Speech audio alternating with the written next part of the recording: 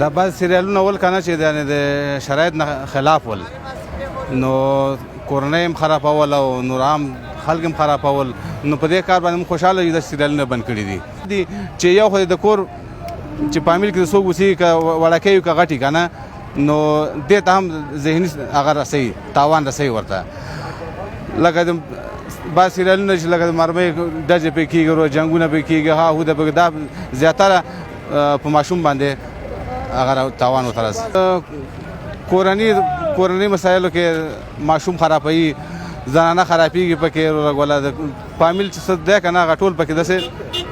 یعنې خاص مطلب ته نه اخلي پروګرامونه د پکې واچي نور د پکې واچي خدا دا شی د پکې نه اچوي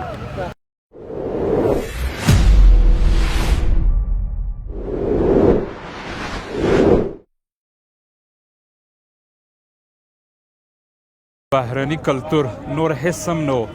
زموږ دین ته زموږ فرهنګ ته کلتور ته او زموږ افغاني عنعناتو ته یې لویه ضربه رسولې وه علاوه له دې زموږ وخت هغه وخت چې باید زموږ خویندې ورونه ماشومان په درس او تعلیم کې تیر کړي هغه به یې په سریالو کې تیرول چې دا بله یو لویه ضربه ده دا د فحشه خپرول د بیان ازادي دا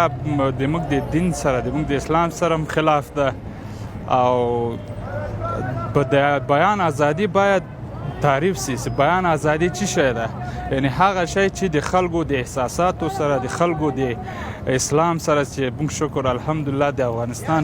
99% خلک مسلمان دي دې سره په ټکر کې نه وي نو موږ هر ټولنه هر جامعه خپل کلتور عنعنه لري نو دا فرق کوي دې سریالي منفي تاثیرات دغه و چې زموږ ځوانان اکثره او زموږ خلک یې دا ټول یعنی فکر او ذهن ټول یې ورته بدل کړی و او نه تنها چې دا کار و بلکې د دې وخت چې وخت د انسان یو لویه سرمایه ده هغه یې هم له لاسه ورکړی و نو دا ډېر علاوه له دې چې د دې په لباس هغه کې بل دا سریالونه چې تاسو اکثره وګورئ دې کې دا اسلامي نومونه لکه محمد دغه عثمان دغه دا رالی کې چې زموږ پیغمبر سلام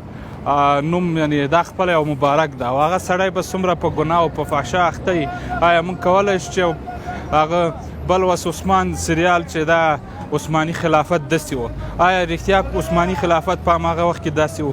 بل چې د غربي سریالونه دلته خپریږي ولې زموږ سریالونه ورې نه خپریږي زموږ فرهنګ علانه هغوی ولې زموږ کالي جامې نه اغوندي چې موږ د دوی واغوندو نو هر هېواد باید آزاد ژوند وکړي آزاد فکر ولري او خپل تعلیم درس تحصیل ته فکر وکړي د امارت اسلامي نه غوښتنه دا ده چې د دغو سریالو په ځای د دوی نورې ډېرې خپرونې دي نورې برنامې دي چې هغه په تحصیلي ډګر کې اقتصادي ډګر کې چې نن سبا موږ ډېر د فقر دې سره زموږ خلک لاس او ګریوان دي په دې اړه نور تفریحي برنامې چې زموږ د عنعناتو سره په ټکر کې نه وي دغه په ځای د علمي تحقیقونه دي ساينس بخش کې ټکنالوژي بخش کې دغه برنامو باندې د کار وکړي او تلویزیونونه دي دغه برنامې کوشش وکړي چې خپرې کړي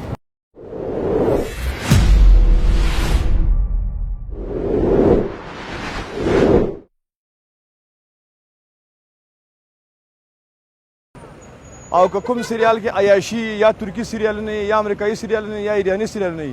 هغه کې زموږ د وطن لپاره او اسلام لپاره ډېر نقص ده ځکه چې په دغه سریالونو کې عیاشي ډېره ده دغه د سریالو دغه جنکیان دغه سیاسر چې دي دغه ټول سرلوسه او کورنوچه ګرځي دغه موږ لپاره ډېر مخالف ده ځکه چې الحمدلله تاسو موږ مسلمانان استو او اوس دغه اسلامي امارات راغلی دغه ورونه موږ دغه درخواست کوو چې دغه سریالونه بند شي په دغه سریالونو کې الکان چې دي ورور ډېر عیاشه شو جنکیان ډېر عیاشه شو سیاسر ډېر عیاشه شو سرلوچه پکې ګرځي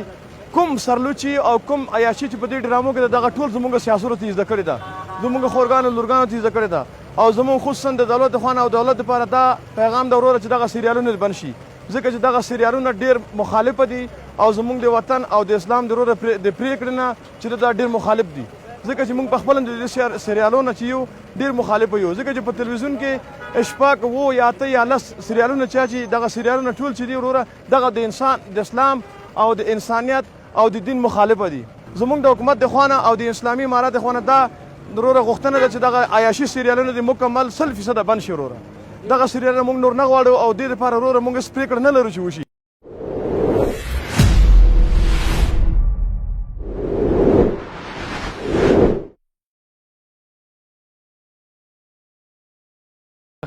دغه ټول د بهرني سیارونه دي چې زمونږ په ملک کې دغسې غربت روان دی جنګ ورته ښي غلا ورته ښي وزل ورته ښي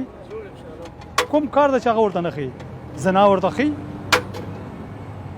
د زنا لارې ته خبره سیده کول